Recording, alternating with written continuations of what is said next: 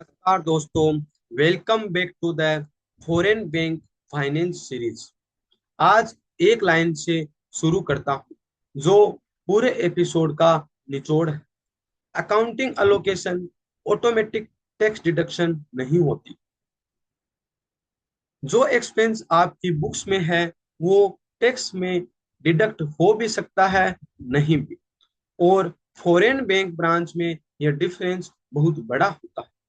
सबसे पहले foundation. Friends, मैं आपको स्क्रीन शेयर करता हूं और स्क्रीन शेयर करके मैं आपको पूरा डिटेल बताता हूं। फ्रेंड्स, आप ये स्क्रीन देख सकते हो। स्क्रीन शेयर कर रहा हूं। ये अपने पिछले मॉड्यूल में डिस्कस किया था। अब आते हैं करंट मॉड्यूल पे। ये है अपना taxation of a foreign bank branch in India. So friends, सबसे पहले फाउंडेशन। फॉरेन बैंक का इंडिया ब्रांच एक इंडियन कंपनी नहीं है। वो एक नॉन रेजिडेंट की इंडियन प्रेजेंस है और टैक्स की भाषा में उसे परमानेंट एस्टैब्लिशमेंट यानी पीई कहते हैं। इसका सीक्वेंस क्या है? इसका फ्रेंड्स, इंडिया पेरेंट बैंक के वर्ल्ड वाइड प्रॉफिट पर टैक्स नहीं लगाता। इंडिया उन प्रॉफिट पर टैक्स लगाता है जो परमानेंट एस्टैब्लिशमेंट को एट्रीब्यूटेबल है। और फॉरेन बैंक टैक्सेशन में जो भी मुश्किल है वो इसी एक शब्द से आता है, एट्रीब्यूटेबल। एट्रीब्यूशन के लिए आपको ब्रांच को टैक्स पर्पज के लिए एक डिस्टिंक्ट एंड सेपरेट एंटरप्राइज मानकर ट्रीट करना पड़ता है जो आपकी बैंक के साथ आर्म्स लेंथ प्राइस पर डील कर रही हो। ये एक फिक्शन है और फिक्शन को डॉक्यूमेंटेशन चाहिए। ब्रांच क्या फंक्शन परफॉर्म करती है, कौन से एसेट यूज करती है, कौन से रिस्क बियर करती है।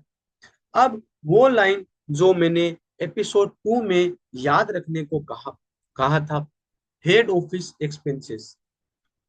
फ्रेंड्स, पेरेंट अपने सेंट्रल पोस्ट का हिस्सा इंडिया ब्रांच को अलोकेट करता है। Technology platform, group function, senior management time. Illustrative example देखिए। फिगर्स फिक्शनल है। एचओ एक्सपेंडिचर अलोकेटेड और अराउंड 5 करोड़, पूरे 5 करोड़ अकाउंटिंग प्रॉफिट का काम करते हैं। लेकिन टैक्स कंप्यूटेशन हटाते वक्त स्टेचुटरी लिमिट लगती है, section 44C as per income tax act.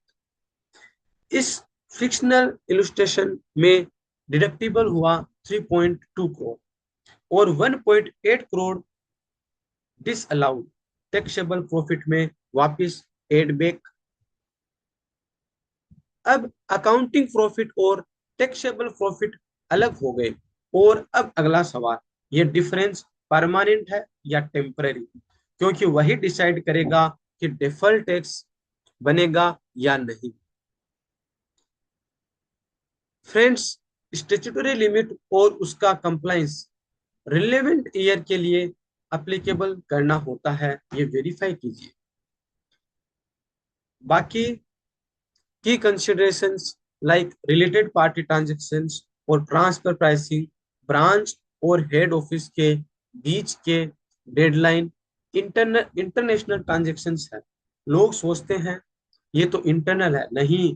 Documentation और अकाउंटेंट से सर्टिफिकेशन बनती है। फिर आता है TDS obligation.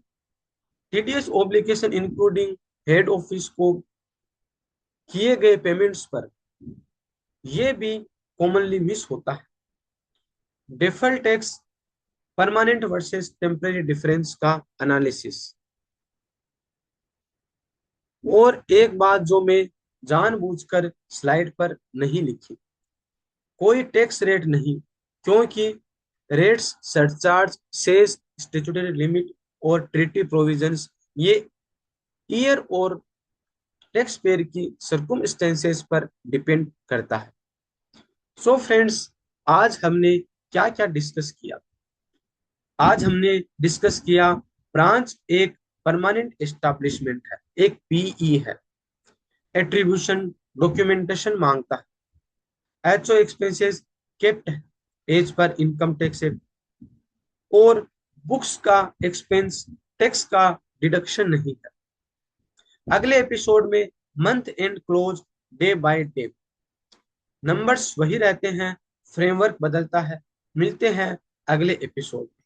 Thank you friends.